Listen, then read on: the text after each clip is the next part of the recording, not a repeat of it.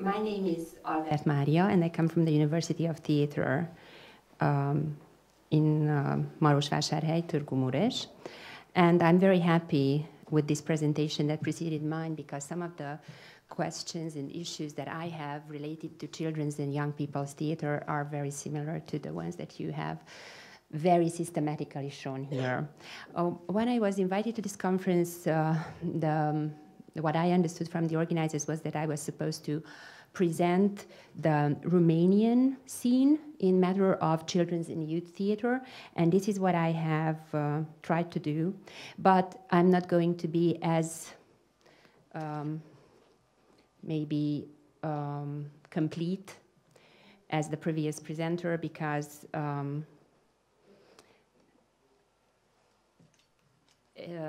I think that things are still happening in Romania. It's not so organized. And the title of my presentation is No Theatre for Old Men, and I added some sort of explanation so that not to have such a scary title. And it's theatre for, about, and with young people in Romania. This is what I try to see. And it's going to be a more immersive kind of presentation, not with presenting different important locations, but giving you examples and hints. When Richard Schechner, a theater specialist in performance studies, was present at the 2009 edition of the Romanian National Theatre Festival, he was speaking to a group of students from the University of Theatre, and he was asked the question of what he thought about the theatre of the future. And he said, I have no idea whatsoever. You tell me, you are supposed to make it.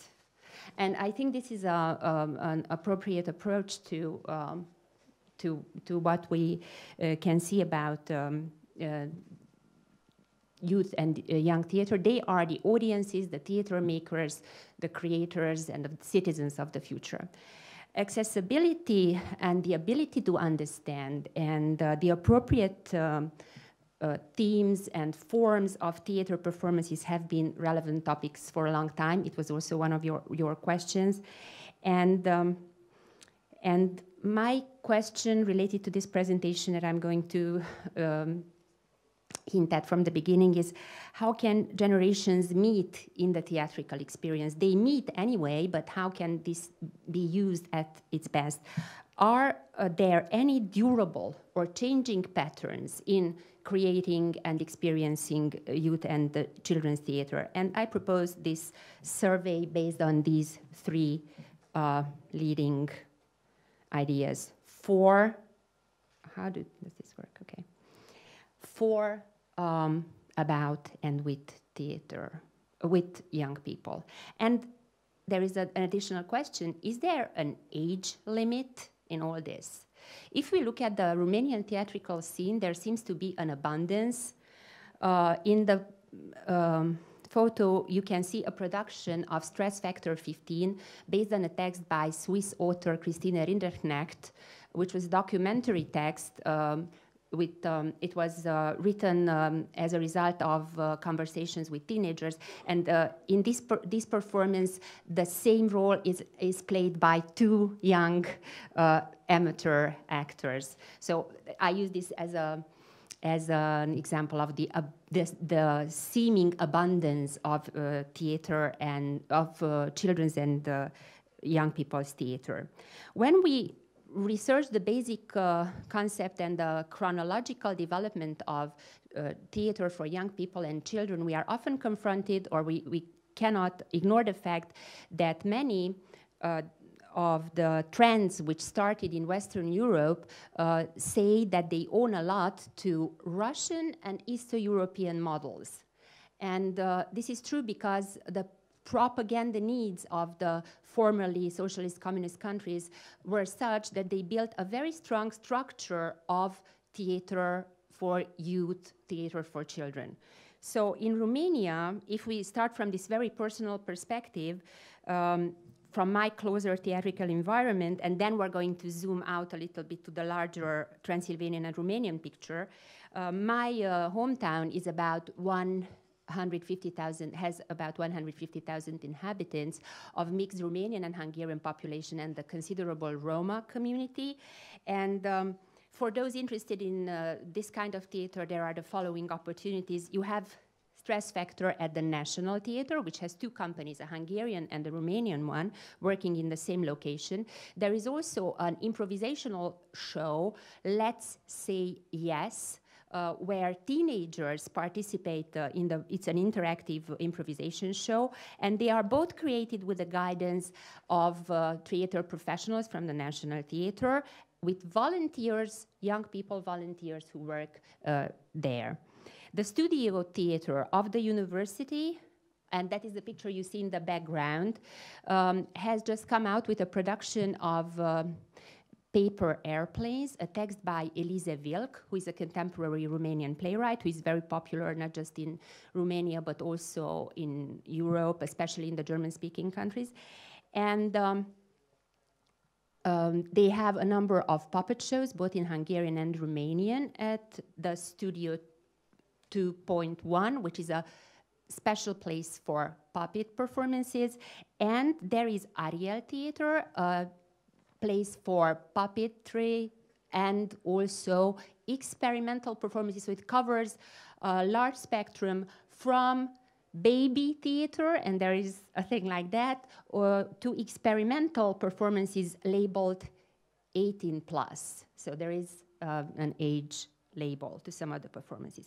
And if we look to the larger infrastructure, there are many state-funded repertoire theaters in most of the important Romanian cities, and they are fully dedicated to young audiences in Constanța, Craiova, Iași, and the capital, Bucharest, has several theaters dedicated to young people or children, one of the most famous being the Țăndărică Puppet Theater, of course. Then there is also the Young Creangă Theater, which calls itself the Theater of Childhood Stories and of the Family.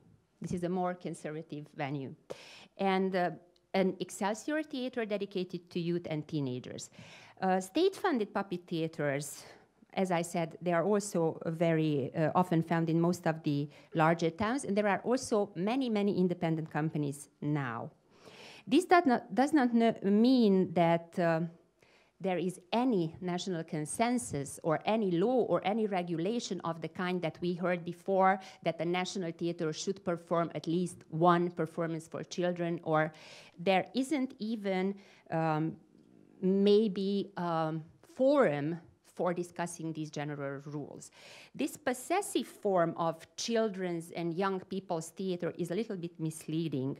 Most of the above-mentioned performances and institutions see children only as potential audience members or future audience members and offer them products. So it's the production that is important. Sometimes these projects of repertoire theaters also want to combine the performances with educational activities. This happens in the case of both Stress Factor 15 and Paper Airplanes, where you have after-show activities, discussions, but more often the show is run by grown-ups and is meant to be enjoyed by kids. Nevertheless, beyond this aim of attracting them to the theater and transforming them into theater goers and the audience of the future, the purposes and functions of performances for children and young audiences can be very diversified. And of course, the educational aspect comes forward immediately. My hometown, the Romanian company, has now staged a performance of Ion Luca Caragiale, who is the best-known Romanian playwright. His best-known play, The Lost Letter, has been staged in a version that could be a very good learning occasion, as the play is included in the graduation exam.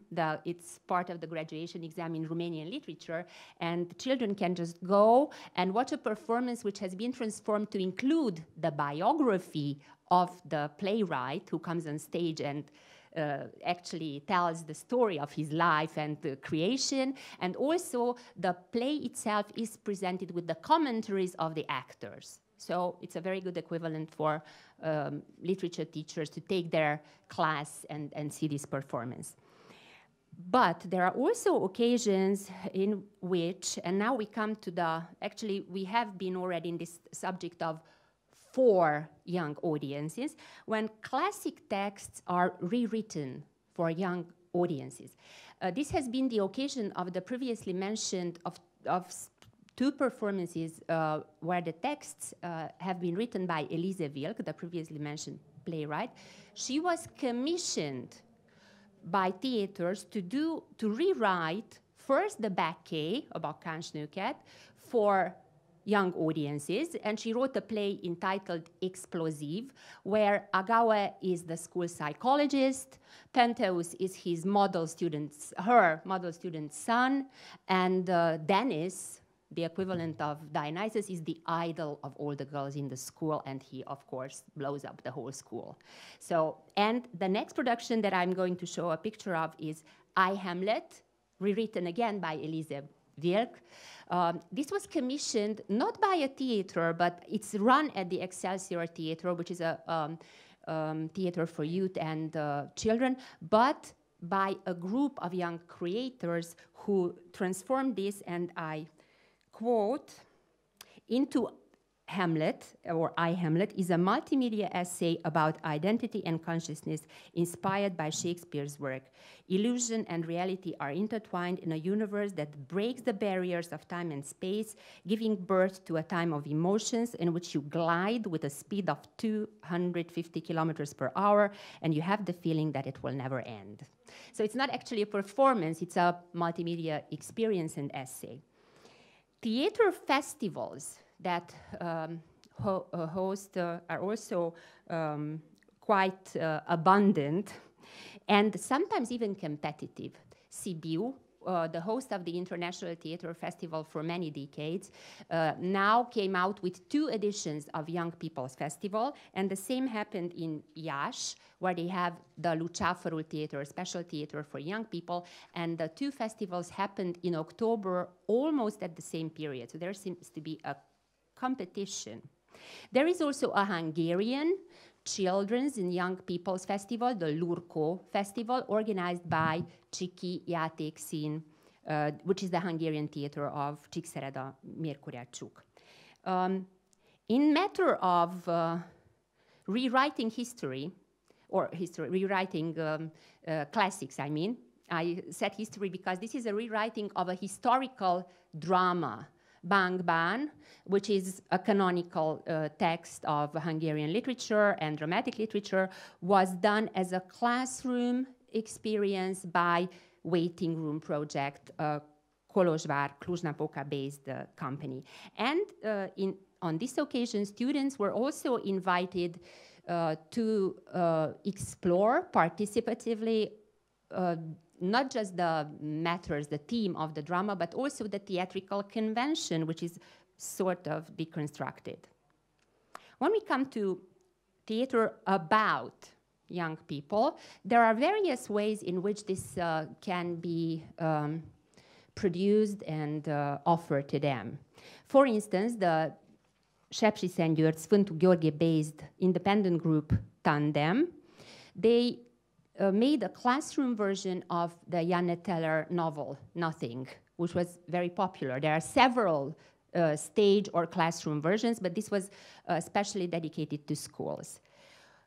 This is the case when there is a text that exists dealing with the special problems of young people. It's about young people, but there is also the possibility where a group like Replica Educational Center, Theater Educational Center, Replica Center for Theater Education, produced a show called Ro Vegan, which was based on documents, interviews conducted with young people, and also improvisational methods by which they presented the situation of disintegrating families due to migration from Eastern European countries to the West, where parents go and work in Western countries. Actually, Replica has a number of offers for young audiences in which they also try to attract young people, not as audiences mainly, but as participants and creators. Many of the repertoire theaters have tried to steal the show in the sense of creating something similar. For instance, the Kolozsvár Hungarian Theater has recently produced Homemade, which is production in which they had a research team, they say a multidisciplinary scientific research team whose members are personally interested in the topic of families and their relationship to teenagers, working with psychologists, sociologists, educators, and of course young people. The result, the show, which is also combined with educational activities, has a cast of almost entirely professional actors. So it's actually, again, a performance run by grown-ups for young people or children. Ground floor, oh, just a second. Yes, I'm going to go there. Okay, let's come to the next idea of theater with young people or children. In many cultures, the presence of a young person on stage, a young body or a young performer has many, many connections. If we think of the very well-trained ballet dancers with their skills, ritualistic skills, or the kathakali actors who are trained from a very early age, or the ritual participants of, this is an old photo from a Romanian rain ritual called Paparude, where the performers are young girls. And it's a partly theatrical folk tradition. It still exists today, and it's performed sometimes, really, to attract rain. Yes. So these are instances of children's and young people's bodies used to impress not just grown-up audiences, but even higher powers. And I have to thank for this, calling my attention to this occasion to Kricsfalusi Beatrix. It's Milo Rau's production of 5 easy pieces in which he tried to stage, and I think he did it quite successfully, the story of a Belgian pedophile murderer with a cast of children entirely. And he uses the expression children's theater for adults in an interview. And he says about this production, 5 easy pieces probes the limits of what children know, feel, and do. Purely aesthetic and theatrical questions blend together with moral issues. How can children understand the real significance of narrative, empathy, loss, subjection, old age, disappointment, or rebellion?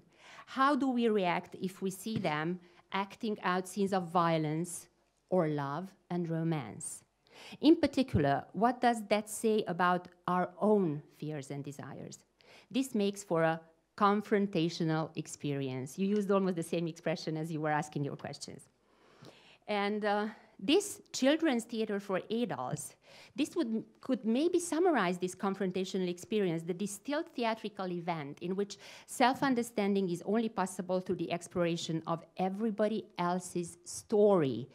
The everybody else's story is a quotation from Replika's explanation to Raw Vegan, the story of families disintegrating, of this educational center. Exploiting the potential of child actors for the purpose of creating the impact of performances can have various levels.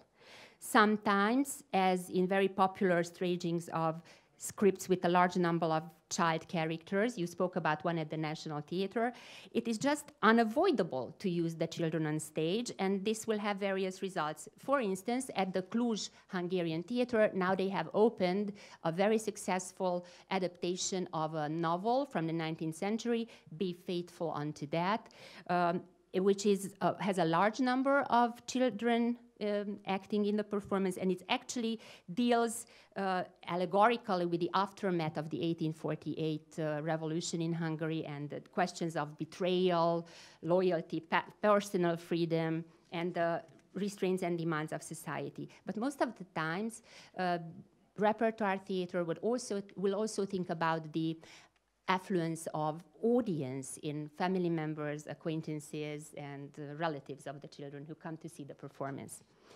The implications of young amateurs in various projects happens in many forms. This is parental control. Performance done by Ground Floor Group. They are an independent company. And the basic question of this performance is the ownership of a young person's or a children's body, habits, health, presentation, social appearance, and things like that. And for this, they collaborated with young people, but the persons acting in the show are, although starting from an amateur past, but professional actors. Let us go back to my initial question. Is it theater for young audiences, about young audiences, with young audiences, or by young people? And is there an age limit to all these things?